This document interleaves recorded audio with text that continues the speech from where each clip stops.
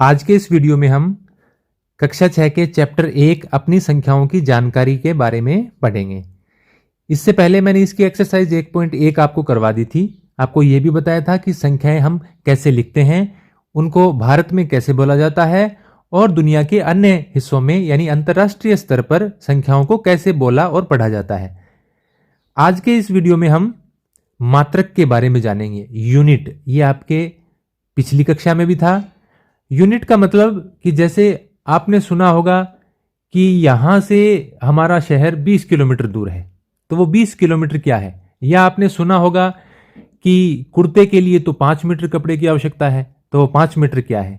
या आपने अपनी गणित की पुस्तक में पढ़ा होगा कि 4 सेंटीमीटर लंबाई की एक रेखा खींचिए, तो वो 4 सेंटीमीटर क्या है। ये सेंटीमीटर, मीटर, किलोमीटर, मिलीमीटर, ये सभी लंबाई की इकाइयां हैं। इनमें सबसे बड़ी इकाई किलोमीटर होती है। सबसे बड़ी इकाई होती है किलोमीटर। हिंदी में हम इसको ऐसे लिखते हैं किलोमीटर, और शॉर्ट में इसको हम KM लिख देते हैं, किलोमीटर। इंग्लिश के इसके वर्ड्स का शुरू के अक्षर ले लिए, किलो का K और मीटर का M, तो KM लिख देते हैं। 1 km, 2 km यानी 1 किलोमीटर, 2 किलोमीटर, इस प्रकार से। इसी प्रकार इससे जो छोटी इकाई होती है वो होती है मीटर। मीटर, उसको हम M लिख देते हैं। फिर उससे छोटी इकाई होती है वो होती है सेंटीमीटर। सेंटीमीटर, इसको हम CM लिख देते हैं। इससे छोटी इकाई होती है मिलीमीटर। मिलीमीटर, तो इसको हम लिखते हैं MM, मिलीमीटर। इससे भी छोटी इकाइयां होती हैं लेकिन वो आगे की कक्षाओं में आएंगी। अब इनमें सबसे बड़ी है किलोमीटर, उसके बाद में मीटर, उसके बाद में सेंटीमीटर, उसके बाद में मिलीमीटर। अब 1 किलोमीटर का मतलब कितने मीटर, कितने सेंटीमीटर, कितने मिलीमीटर, इनका आपस में हम संबंध देखेंगे। जैसे अब मैं इनके शॉर्ट नाम लिखूंगा। 1 किलोमीटर, 1 किलोमीटर को यदि हम मीटर में बदलें तो उसमें होते हैं 1000 मीटर। 1 किलोमीटर में 1000 मीटर होते हैं। इसी प्रकार यदि मीटर को हम सेंटीमीटर में बदलें तो 1 मीटर बराबर 100 सेंटीमीटर होते हैं। 1 मीटर में 100 सेंटीमीटर होते हैं। आपके पास जो स्केल होता है जिससे आप लाइनें खींचते हैं, तो उन लाइन से आप उस स्केल पर देखना 1 2 3 4 5 6 7 लिखे हुए होते हैं जो कम दूरी पर होते हैं। दूसरी तरफ इंच दिए होते हैं जिनको हम काम में नहीं लेते ज्यादातर। एक तरफ जो पास पास दिए होते हैं 1 सेंटीमीटर, 2 सेंटीमीटर, वो सभी सेंटीमीटर हैं। और उनके बीच में आपने देखा होगा कि 10 लाइनें होती हैं। 1 सेंटीमीटर के बाद में 10वीं लाइन पर 2 सेंटीमीटर, उसके बाद में 10वीं लाइन पर 3 सेंटीमीटर, तो वो 1-1 सेंटीमीटर हैं। और उनके बीच में जो छोटे छोटे स्थान बने हुए हैं, जो 10 स्थान हैं, उनको हम मिलीमीटर बोलते हैं। क्या बोलते हैं? मिलीमीटर। तो वो कितने होते हैं 1 सेंटीमीटर के अंदर? 10। तो 1 सेंटीमीटर में 10 मिलीमीटर होते हैं। 1 सेंटीमीटर में 10 मिलीमीटर होते हैं।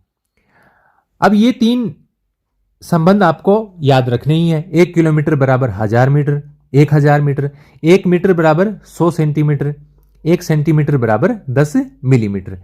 लेकिन यदि आपको कह दिया जाए कि 1 किलोमीटर में मीटर तो 1000 होते हैं लेकिन सेंटीमीटर कितने होते हैं? 1 किलोमीटर में सेंटीमीटर कितने होते हैं? तो मीटर कितने होते हैं? 1000। और 1 मीटर में कितने सेंटीमीटर होते हैं? 100। तो आप 1000 को 100 से गुणा कर देंगे तो वो क्या आ जाएगा? 1 किलोमीटर बराबर इतने सेंटीमीटर। कितने आ जाएगा? 1 को 1 से इनको अलग अलग गुणा करोगे ना, 1000 को 100 से, तो पूरा गुणा करने की जरूरत नहीं है। इनकी 1 के आगे जितने शून्य हैं वो सारे लगा दो। 3 4 5, 3 और 2 5 शून्य। तो 1 किलोमीटर में कितने सेंटीमीटर होते हैं? इकाई, दहाई, सैकड़ा, 1000, 10,000, 1 लाख, यानी 1 लाख सेंटीमीटर होते हैं। इसी प्रकार से आपको कह दिया जाए कि 1 किलोमीटर में मिलीमीटर कितने होते हैं, तो मिलीमीटर में बदलने के लिए आपको 10 से और गुणा करना पड़ेगा। 1 किलोमीटर में यदि आपको मिलीमीटर बताने हो तो 1 लाख को आप 10 से और गुणा करेंगे तो उसमें 1 जीरो बढ़ जाएगा, तो क्या हो जाएगा? 10 लाख मिलीमीटर। इस प्रकार से आप आपस में इन सबको बदल सकते हैं। ऐसे ही यदि आपको कह दिया जाए कि 1 मीटर में 100 सेंटीमीटर होते हैं, तो बताइए 1 मीटर में मिलीमीटर कितने होंगे।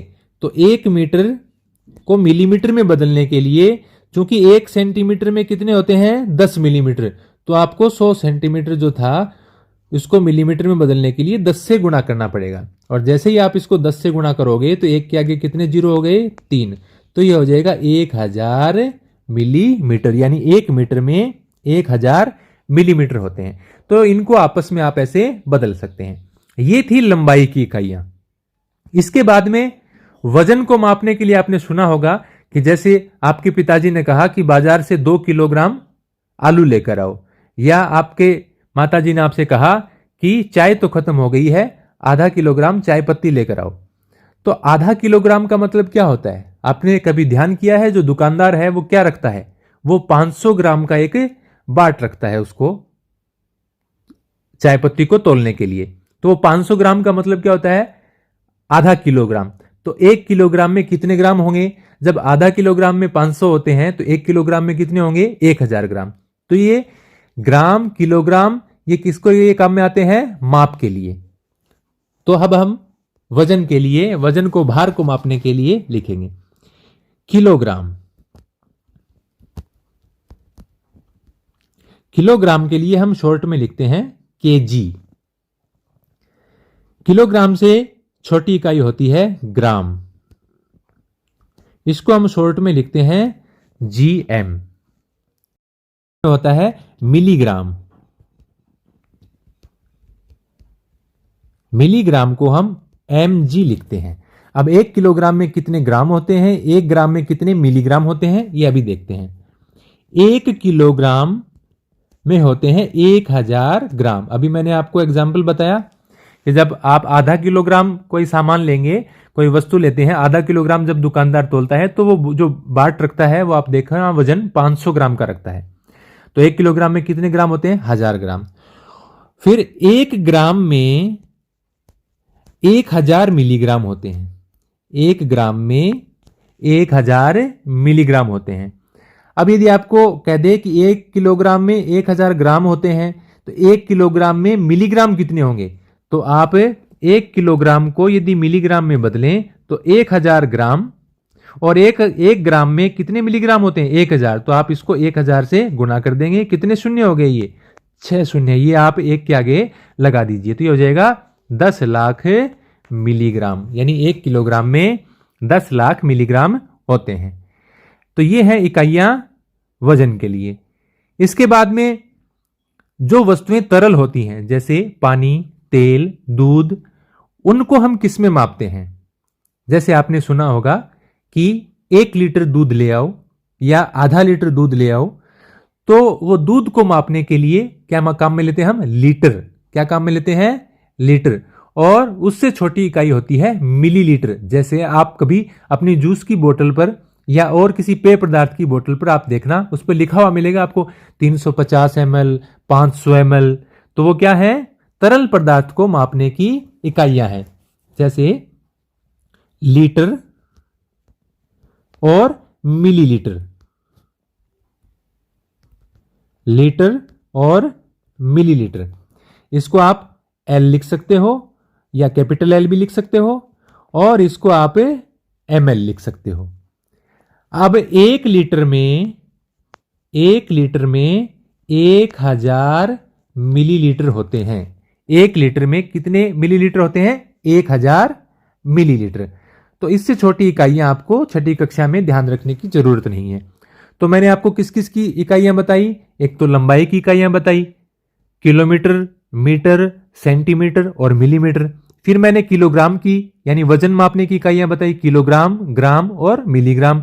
फिर उसके बाद में मैंने आपको तरल वस्तुओं को मापने की इकाइयां बताई, उनके मात्रक बताए, लीटर और मिलीलीटर। तो आप ये एक अपनी कॉपी में लिख लीजिए और अच्छे से याद कीजिए। उम्मीद करता हूं आपको ये वीडियो अच्छा लगा होगा। चैनल को सब्सक्राइब कीजिए, लाइक कीजिए, कमेंट कीजिए, शेयर कीजिए।